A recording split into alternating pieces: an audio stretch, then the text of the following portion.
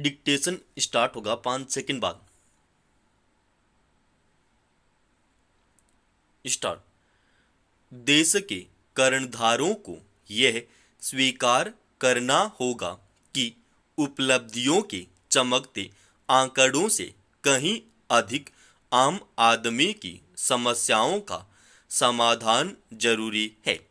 ये समस्याएं हैं हर काम योग्य व्यक्ति को उसके काम की गारंटी, देश के हर नागरिक को उचित सेहत की सुरक्षा और नई पीढ़ी को दी जाने वाली वह शिक्षा जो उन्हें दुनिया की श्रम मंडियों में एक बिकने वाली वस्तु नहीं बल्कि अपने ही देश में एक ऐसी शक्ति बनाए जिसकी सहायता से हम अपने देश में एक नए युग का सृजन कर सकें, जिसे कायाकल्प कहते हैं। आज तक इन समस्याओं के समाधान की जगह अगर उन्हें आंकड़ों से बहलाने की कोशिश की जाती रही है तो उसी का नतीजा है यह मोह भंग की अवस्था जो आज देश की आम जनता से आंखें मिलाकर खड़ी हो गई है और जिसने पूरे देश में यह भावना पैदा की है कि केवल घोषणाओं से काम नहीं चलेगा। अब इस युग में एक नई कार्य दीक्षा से ही बात बनेगी। चिंतन और कारगुजारी में एक नया तेवर लाने से ही बात बनेगी। आम आदमी ने आज एक नया सच सामने रख दिया है कि भाषणों, दावों, अधूरे आंकड़ों और लंबी परियोजनाओं से नहीं, प्रगति और विकास की विश्व रैंकिंग की सीढ़ियां चढ़ने से भी बात नहीं बनेगी। दुनिया के सर्वाधिक आबादी वाले इस देश में काम करने योग्य युवकों की संख्या सर्वाधिक है और वे अपने लिए इज्जत की रोटी चाहते हैं। अनुकंपाओं और उदारता की राजनीति अब उनको दिलासा नहीं देती।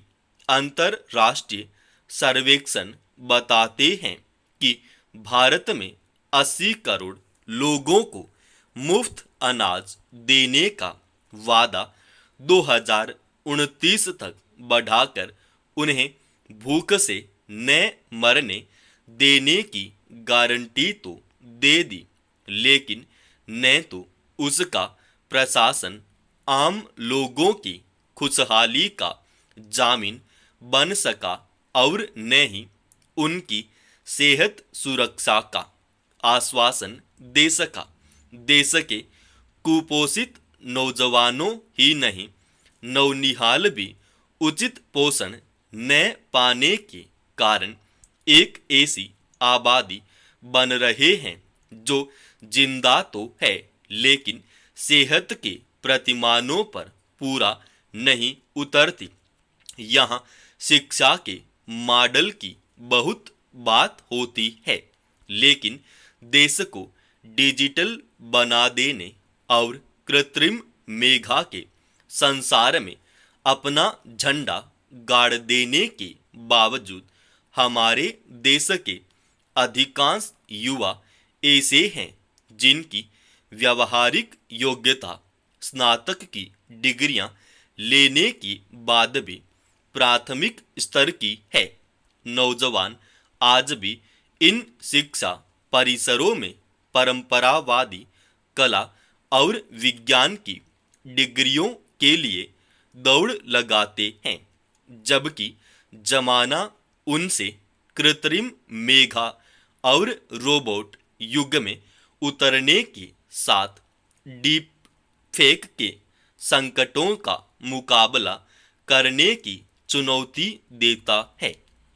नाम बड़े और दर्शन छोटे की इस शिक्षा के साथ देश में सस्ते उपचार के मॉडलों के वादे तो किए जाते हैं, लेकिन निजी चिकित्सा इतनी महंगी है कि उसमें अपने परिवार का भविष्य संकट में डालने की जगह लोग नीम हकीमों के उपचार को सिरोधार्य करके मौत को गले लगाना अधिक पसंद करते हैं।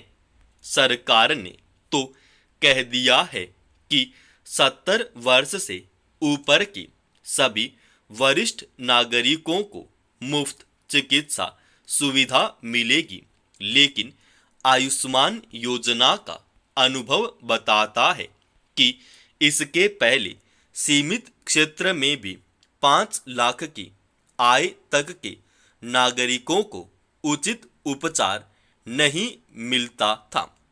निजी चिकित्सा क्षेत्र से सार्वजनिक चिकित्सा क्षेत्र का साथ देने का वादा कभी निभाया नहीं और सार्वजनिक क्षेत्र में उचित दवाओं से लेकर डॉक्टरों का अभाव मरीजों के रोगी हो जाने का दुर्भाग्य उद्घाटित करता रहा। भारत में इसी कारण औसत आयु कम हो रही है कि न उचित कमाई है, न उचित शिक्षा और न उचित चिकित्सा। अशिक्षा के अंधेरों में अपराध पलता है। देश की आधी से अधिक जनसंख्या आज भी कृषि पर निर्भर है, लेकिन देश की सकल घरेलू आय में उसका योगदान घटते घटते 15% क्यों हो गया।